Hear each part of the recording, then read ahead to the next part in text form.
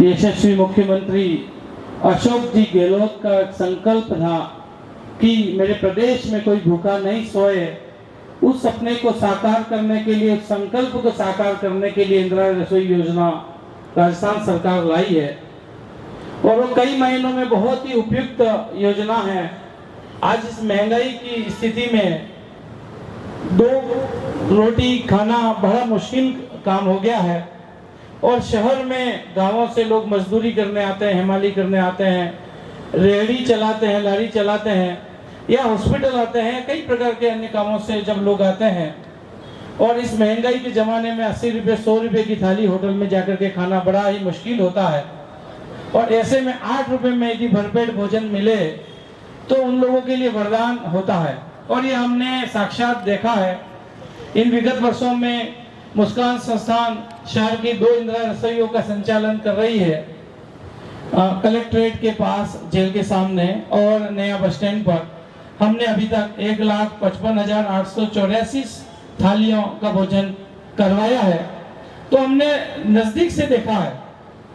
मैं कलेक्टर साहब को बताना चाहूंगा कि रीट एग्जाम थी और पूरे प्रदेश के बच्चे यहाँ आ रहे थे, तो रात की 1-2 बजे तक हमने इंदिरा रसोई चालू रख करके इनको भोजन करवाया बच्चों को और हजारों बच्चों को भोजन करवाया। तब वो बच्चे धन्यवाद देते थे, दुआएं देते थे और वो बोलते थे कि जो मुख्यमंत्री जी ने जो व्यवस्था हमारे लिए की है वो बहुत ही साधुवाद के पात्र हैं। हमने इन बच्चों के यहाँ रहने की भी व्यवस्थाएं की। विकास जी इसके गवाह हैं कि नगर परिषद ने भी दीनदयाल उपाध्याय मैरिज हॉल में कई जगह व्यवस्थाएं की थी और रात की 11:30-12 बजे विकास जी का मेरे पास फोन आता है कि यार भरत जी बच्चे हमारे पास बहुत ज्यादा आ गए हैं, यार कोई सब्जी दाल की व्यवस्था हो तो बताओ। तो मैंने कहा साहब आपको कितनी चाहिए बोलिए, और हमने 300 लोगों की सब्जियां रात की 12 बजे भी हमने उपलब्ध करा दी। तो मतलब इतनी व्यवस्था हमने पहले से रखी थी, हमें पता था कि हजारों बच्चे आने वाले हैं, तो ऐसी सारी व्यवस्था। तो ये सारी चीजें जो है गहलोत साहब जैसा संवेदनशील व्यक्ति ही कर सकता है। चाहे वो कोरोना का मामला हो, और कोरोना का जैसे ही लॉकडाउन लगा तब गहलोत साहब ने अपील की थी कि कोई भूखा नहीं सोए, उसके लिए स्वयंसेवी संस्थाएं बाहर आए।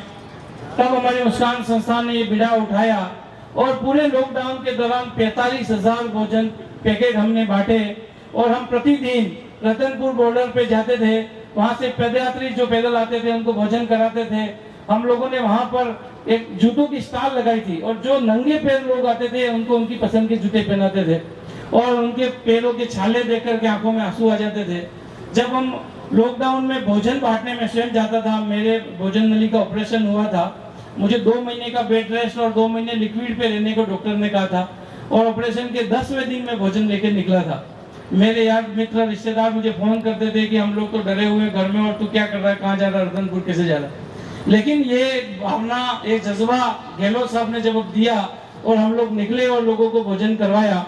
मैं आपको एक किस्सा बताऊंगा कि रतनपुर, ये अपना रेलवे स्टेशन पर बंगाल के रेलवे के मजदूर वहां थे, करीब 30 लोग थे और उनका ठेकेदार भाग गया।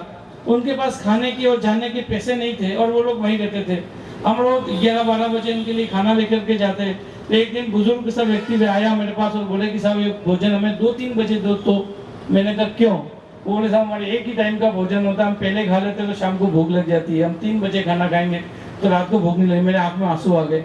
ऐसी परिस्थितियां लोगों ने देखी और उन सब के साथ में मुस्कान संस्थान ने कंधे से कंधा मिला करके काम किया और आगे भी करता रहेगा, ये मैं विश्वास दिलाता हूँ। अभी कलेक्टर साहब कह रहे थे कि संचालकों से मैं कह रहा हूँ कि आप उनको अतिथि की तरह रखें, लेकिन हमने अतिथि की तरह हमेशा रखते हैं और आज भी जो भी भोजन करना आएगा उसको हम अतिथि की ट्रीट करते हैं और उसी तरीके का शुद्ध और बढ़िया भोजन, हमारे भोजन की प्रशंसा भी हर बार जो आते हैं लोग करते हैं।